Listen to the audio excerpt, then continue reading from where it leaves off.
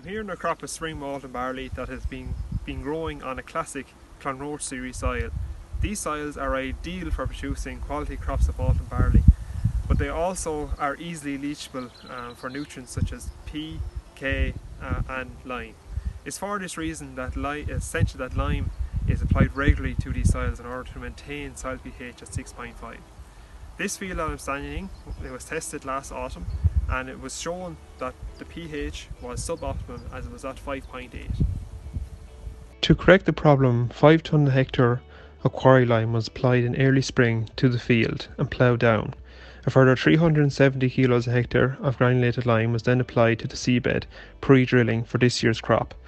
No build-up P or K was required at drilling, as both nutrients were optimum at index 3 within the field. Therefore, as part of the Teagasc Sport Malt Joint Malt and Barley Development Programme, a farm demo was set up in the field to examine the role that lime and correct pH level play in the growth and performance of string barley. Prior to the application of the lime, certain plots within the field were sampled individually to determine the exact pH within the plot, and these areas were then covered during the application of the lime, meaning they received 0 lime, and therefore the pH remained suboptimal.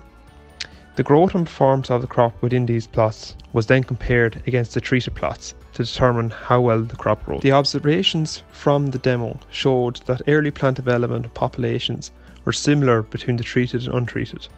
The main difference between the two came as the plants tried to move through the growth stages, and the untreated plots started to show K deficiency on leaves. This K deficiency was most likely brought on by the low pH locking up the nutrient.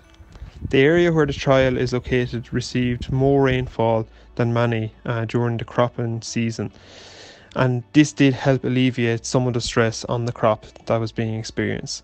However, the stress caused in the early stages by the potassium level being too low was significant enough to impact negatively on tillering, and as a result head counts in the treated areas averaged 9-10 heads per metre squared, while the untreated areas stayed a lot further back at an average of 650 heads per metre squared. In conclusion, as part of this trial, we have shown that even though our P, K and micronutrients may be at the correct level in the field, if the pH is not correct at the optimum 6.5 or above, these nutrients may not be of use to the plant, and the plant will suffer as a result.